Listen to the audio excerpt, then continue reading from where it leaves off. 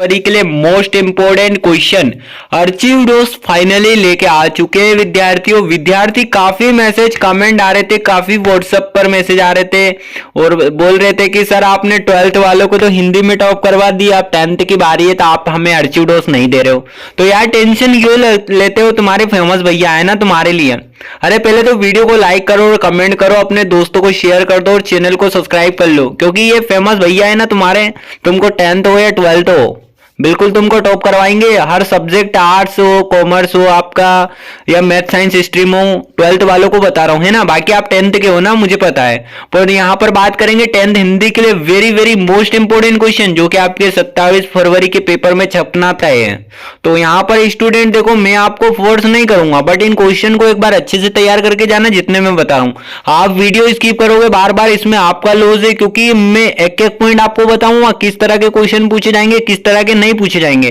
तो चलते हैं आपके क्वेश्चन की ओर। तो पहले तो यार वीडियो को लाइक कर देना, वाकई में अगर तुम्हारा जो लेवल है तो यहां से पता चल जाएगा क्वेश्चन बन रहा है कि नहीं बन रहा। तो यहां पर क्वेश्चन है स्टूडेंट आपके लिए।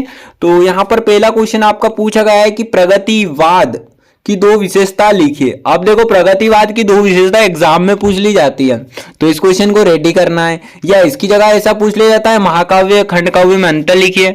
जितने क्वेश्चन बताऊंगा अच्छे से तैयार करना है। और यहाँ पर ज्यादा वेरी वेरी मोस्ट इंपोर्टेंट है, इन दोनों क्वेश्चन में एक से आ सकता है छायावाद और ये रीतिकाल, ठीक है, इनको भी तैयार कर लेना।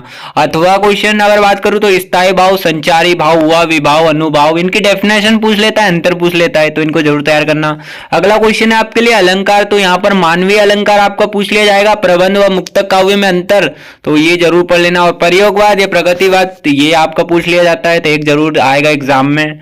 और यहाँ पर अथवा की अगर बात करूं तो तुलसीदास जी की लोक नायक क्यों कहते हैं, तुलसीदास जी को लोग, है ना। तो देखो क्यों कहते हैं तो वो तो आपको पता होना चाहिए। बाकी मैं यही बोलूंगा, आप बोलो भैया ये तो काफी ज्यादा क्वेश्चन है। तो देखो बच्चों यार आपको टॉप करना है ना तो इतना पढ़ना पड़ेगा। बाकी फाइनल आपके लिए ये, और फाइनल अंतिम प्रहार यानी एग्जाम आपकी जो रहेगी उसके 2 घंटे पहले भी कोई वीडियो आती है तो उसको जरूर देख के जाना, हल्के में नहीं लेना है। ऑब्जेक्टिव तो मैं ऑलरेडी चैनल पर प्रोवाइड करवा दिया हूं, नहीं देखा हो तो जाके देख लेना। और बाकी पीडीएफ के लिए टेलीग्राम चैनल को ज्वाइन कर लेना। यहां पर नेक्स्ट है रीतिकाल को श्रृंगार काल क्यों कहा जाता है। अब देखो रीतिकाल आ जाता है, कभी कभी भक्तिकाल आ जाता है ना। तो यहाँ पर तुलसीदास जी को लोकनायक या अतिशोक्ति अलंकार, ये इनमें से क्वेश्चन आना तय है, ठीक है। और यहाँ पर आपका रेखा चित्र संस्मरण में अंतर एग्जाम में हर एक बार पूछा जाता है। अब क्या ही इस क्वेश्चन को बोलूं तो मुहावरा लोकोक्ति में अंतर ये भी आ सकता है, या ऐसा आ जाता है मुहावरा किसे कहते हैं, लोकोक्ति किसे कहते हैं, डेफिनेशन रिपोर्टार्ज किसे कहते हैं। तो और अगला यहाँ पर बात करूं तो यहाँ पर आपका वाक्य आ जाता है कहानी, उपन्यास, जीवनी, आत्मकथा में। देखो ये तो आप 10th में हो, 9th में भी पढ़ के आए हो क्वेश्चन, तो इनमें क्या आप लोगों को बस रिवाइज करना है। अरे नहीं पढ़ा होगा तो भी आप पढ़ लोगे, इतना इजीली क्वेश्चन है। नौवा आपके लिए शहनाई की दुनिया में डुमराव को क्यों याद किया जाता है। अब सेनानी ना होते हुए भी लोग चश्मे वाले को या टोपी वाले को कैप्टन क्यों कहते थे, ऐसा क्वेश्चन आता है ना। तो इसको भी एक बार पढ़ोगे। देखो यार तुम्हारी जो पाठ्य पुस्तक के हैं तो वेरी इजीली बोलूं तो ऐसी लैंग्वेज है कि आप एक बार अध्ययन से पढ़ो, बोध से पढ़ो या केशव से पढ़ो, कहां से भी पढ़ोगे तुमको अच्छे से याद हो जाएगा। और यहाँ पर मूर्ति पर लगा सरकंडे का चश्मा क्या उम्मीद जगाता है। अब ये भी याद कर लोगे आप, क्या है आपके लिए इजीली यार, मतलब बोलूं तो ये वाला। और एक अगर पास होना है आपको तो अर्चिव डोज फर्स्ट डालिए, अगर आपको जान जोखिम में डालकर पास ही होना है तो अर्चिव डोज फर्स्ट पढ़ लो या अर्चिव डोज सेकेंड है ना। टॉपर बनना है तो इतना पढ़ना पड़ेगा। बाल गोविंद भगत ने अपने बेटे की मृत्यु पर अपनी भावनाएं किस प्रकार व्यक्त की। अब बच्चे अपने माता पिता के प्रति अपना प्रेम किस प्रकार व्यक्त करते हैं, व्यक्त किया, ठीक है। संस्कृत व्यक्ति किसे कहते हैं। अब देखो इतना वेरी इजीली क्वेश्चन है यार कि आप परीक्षा बोध अध्ययन कहीं पर भी देखोगे एक ही बार में इनके आंसर याद हो जाएंगे। तो यहाँ पर वाकई में अगर बात करूं नेक्स्ट तो ये बाल गोविंद भगत की पुत्र वधु अकेला क्यों नहीं छोड़ना चाहती थी। बोलूं तो इस क्वेश्चन के 100% चांस है। अब बोलोगे भैया कैसे हैं, तो जो पिछला सन था वो इसी क्वेश्चन से रिलेटेड पूछा गया था, बट वो अलग पूछा गया। हो सकता है इस बार पुत्र वधु अकेला क्यों नहीं छोड़ना चाहती थी ये वाला पूछ लिया जाए। और यहाँ पर आपका है लोक स्टोक किस प्रकार प्रसिद्ध है, ये 1 नंबर में भी आ सकता है। संस्कृत मानव सभ्य मानव में अंतर लिखिए, ये एग्जाम के लिए काफी मोस्ट इंपोर्टेंट पावरफुल है। अथवा में यहाँ पर आपका भोलेनाथ बच्चों को देखकर सिसकना क्यों भूल जाता है। सुशिर भाग्य किसे कहते हैं? लेखिका के पिता ने रसोई को भटियार खाना क्यों कहा है, क्यों बुलाया है, ठीक है। और यहाँ पर आपका है गोपियों के अनुसार राजा का धर्म क्या होना चाहिए, तो ये भी आप लोगों को पता होगा। तो मेरा easily very easy easy question है, मतलब इतना वो टफ नहीं है आप लोगों के लिए कि हम सर अब एक दिन 2 दिन में क्या पढ़ेंगे क्या नहीं पढ़ेंगे, एक दिन बचा है। अरे तो आज घोलकर पी जाओ ना इन क्वेश्चनों को, अच्छे से बोल रहा है तुम्हारा फेमस भैया, तुम्हारी गारंटी लेता है यही क्वेश्चन आएगा। और बाकी जो पढ़ा है यार, देखो सेल्फ स्टडी बच्चों सेल्फ होती है, तो सेल्फ स्टडी पर भी फोकस करना, पर इन क्वेश्चन को एक बार वाकई में देख लेना है ना, अगर कुछ नहीं पढ़ा तो। ये जितने भी क्वेश्चन है इनको देख लो। कविता का शीर्षक उत्साह क्यों रखा गया है, पूछ लिया जा सकता है। यहाँ पर स्मृति का पाठ्य बनाने में कवि जयशंकर प्रसाद का क्या आशय, मर्यादा न लही के माध्यम से कवि का क्या आशय, ये काफी इंपॉर्टेंट है ना, जो काफी इंपॉर्टेंट है उसको ज्यादा फोकस करना। यहाँ पर एक परशुराम जी के क्रोध से लक्ष्मण ने धनुष टूट जाने में कौन सी बात कही, ये वाला भी देख लेना, काफी मोस्ट है। कवि ने बादलों को किस कल्पना से क्यों बताया, ठीक है, ये भी देख लेना। कवि निराला की आंख फागुन सुंदरता को क्यों नहीं देख हट रही है, ये देख लेना। बच्चे की और बड़े की मुस्कान में क्या अंतर है। अब देखो यार, आप राइटिंग पे ध्यान मत देना बच्चों की, आपने सर ऐसे राइटिंग में लिखा, तो देखो वो जल्दी जल्दी में क्वेश्चन लाया हूं आपके लिए बना के। यानी बच्चों आर्चिव डोस बनाना बच्चों का खेल नहीं है।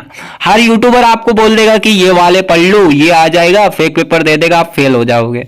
अरे इससे अच्छा है जो मैं क्वेश्चन दे रहा हूँ वो आप समय के साथ तैयार कर लो, एक दिन है आपके लिए, पढ़ लोगे, एक बार पढ़ के जाओ, एग्जाम में टॉप करके आओ।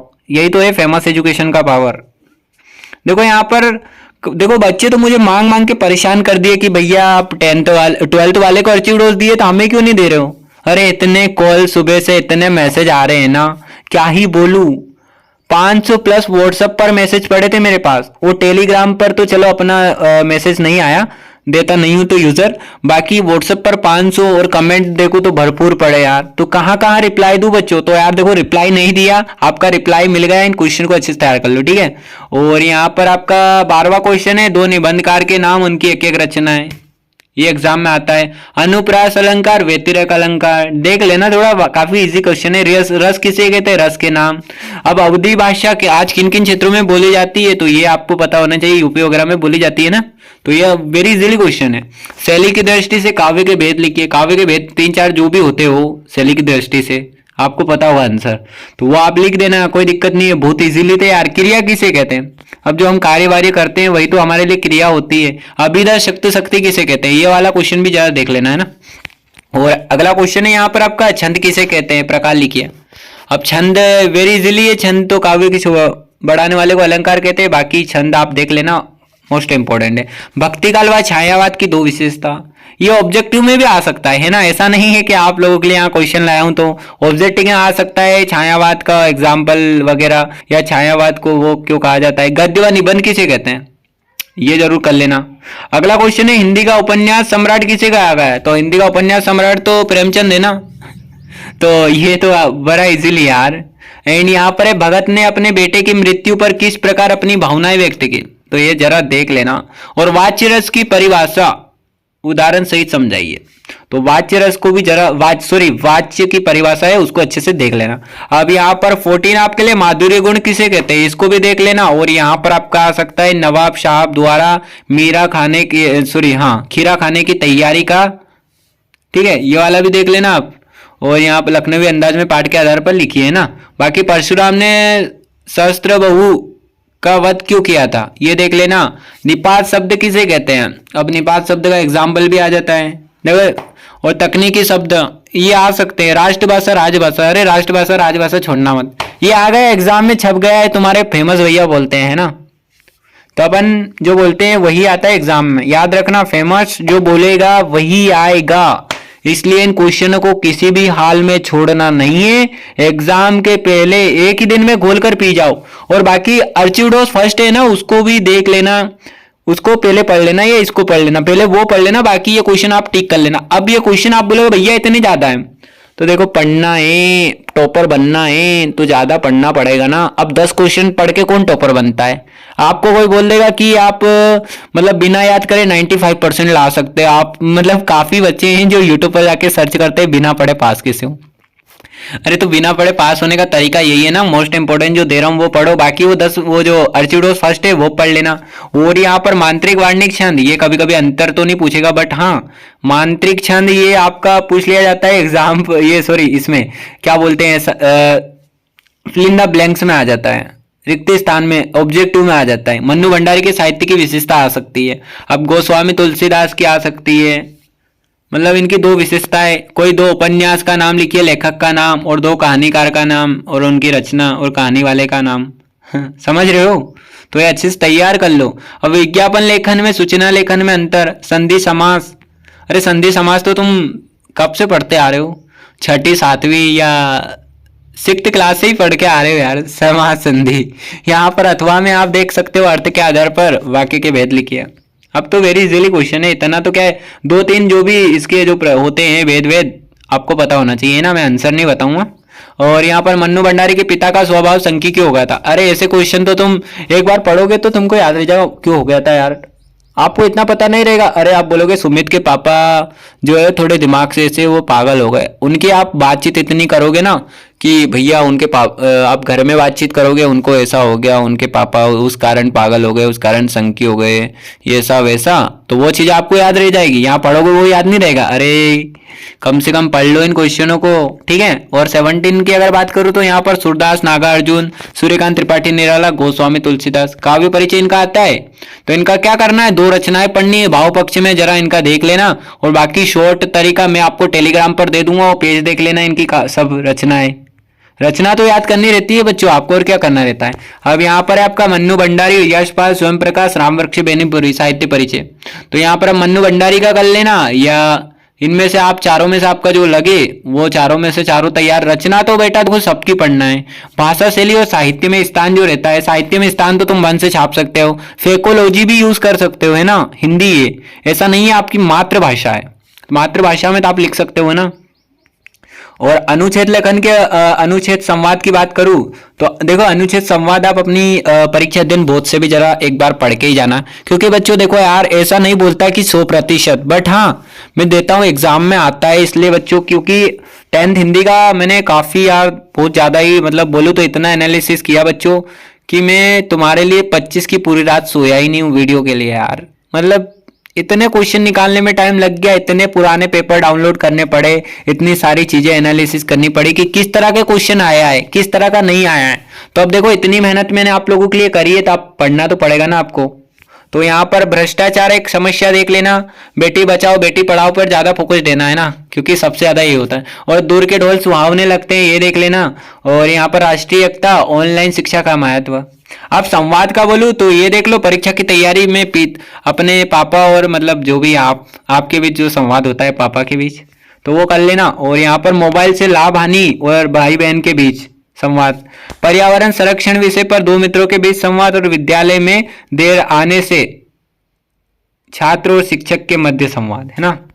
तो ये आप ये कर लेना, शिक्षक वाला परीक्षा की तैयारी देख लेना, ये देख लेना काफी इजीली यार। मतलब इतना संवाद अगर आप समझ गए तो बातचीत तो लिखना है आपको, आप अपने दोस्तों के बीच कैसे बातचीत करोगे। अब गद्यांश का बात करूं तो देखो गद्यांश की संदर्भ प्रसंग व्याख्या जो मुझे थोड़ी ज्यादा मोस्ट इंपोर्टेंट लगी थी वो लेके आ गया हूं। अब देखो आपको इनमें टाइम वेस्ट नहीं करना है स्टूडेंट, गद्यांश तो पद्यांश तो आपको सारे देख लेना है वैसे, बट इन पे थोड़ा एक बार देख के चले जाना कि कभी आ जाए तो आपका नसीब, ठीक है। बाकी जो चीजें दे रहा हूं वो तो आना है ना। शहनाई की इस दुनिया में मंगल ध्वनि, ये वाला देख लेना जो कि यतीन्द्र मिश्र का है ना। और यहाँ पर है काशी आज भी संगीत के स्वर हैं, ये भी देख लेना इस चैप्टर से। और यहाँ पर है 21 क्वेश्चन पद्यांश की अगर बात करूं तो यहाँ पर वो है उर्दी तुम हो, ठीक है। गुरु चाटी क्यों पारगो, तो ये वाला आप देख लेना, सुर के पद में मिल जाएगा। अरे आप लोग मेरी लैंग्वेज पे सॉरी आप मतलब राइटिंग पे जा रहे हो बच्चों यार, राइटिंग पे क्यों जा रहे हो यार। राइटिंग तो देखो राइटिंग का छोड़ो तुम, बट तुम्हारे भैया तुमको जो दे रहे ना फेमस भैया वो एग्जाम में आना है। देखो राइटिंग के चक्कर में अगर करता तो तुम्हारे लिए अर्ची उडोस देरी हो जाती। और अब बादल गरजो घेर घोर ये फिर भर दो, तो यहाँ पर ये आपका सूर्यकांत त्रिपाठी निराला से है, तो इसको जरा देख लेना है ना। और पात्र लेखन की बात करूं तो तुम्हारा भाई बोलेगा छप गया तो छप गया। अब यहाँ पर स्थानांतरण, टीसी, शुल्क मुक्ति, बुकबैंक, ये तो बचपन से ही पढ़ते आ रहे हो यार, आप लोग नहीं आ रहे हो क्या। तो ये तो ऐसे ही मैंने एक लाइन में लिख दी, जरा इनको देख के चले जाना। बाकी अगर फोकस आपका रहता है तो यहाँ पर सचिव माध्यमिक शिक्षा मंडल की अंक सूची की द्वितीय प्रति, और यहाँ पर ध्वनि विस्तारक और नगर पालिका मोहल्ले की सफाई हेतु, और ये जो आपकी द्वितीय प्रति मंगवाने के लिए जो आवेदन पत्र लिखना रहता है माध्यमिक शिक्षा मंडल को, वो देख लेना। बस ये वाले तैयार कर लेना और कुछ भी नहीं। और नगर पालिका में ये अध्यक्ष को मोहल्ले की सफाई के संबंध में आवेदन पत्र, तो ये सारी अच्छे से कर लेना है पत्र लेखन जो भी आपके लिए लेटर। और निबंध की अगर बात करूँ तो निबंध एक बार जरूर देख लेना। अब निबंध को जीवन में खिलों का महत्व तो कई बार आता है यार, इस बार भी आ जाए क्या पता।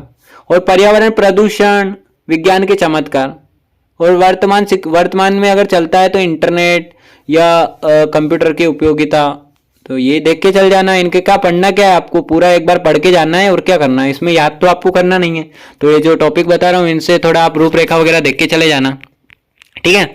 और यहाँ पर देखो आपका जो यहाँ पर बताया था लेटर एप्लीकेशन, तो एप्लीकेशन के अथवा में आपका ये आ जाता है, वार्षिक परीक्षा की तैयारी की जानकारी देते हुए अपने पिताजी को पत्र लिखिए। और नेक्स्ट है आपके लिए प्रथम श्रेणी में उत्तीर्ण होने पर अपने मित्र को बधाई पत्र लिखिए। तो ये आपके पत्र में आ सकता है, तो ये आप देख लेना दोनों अच्छे से, ठीक है।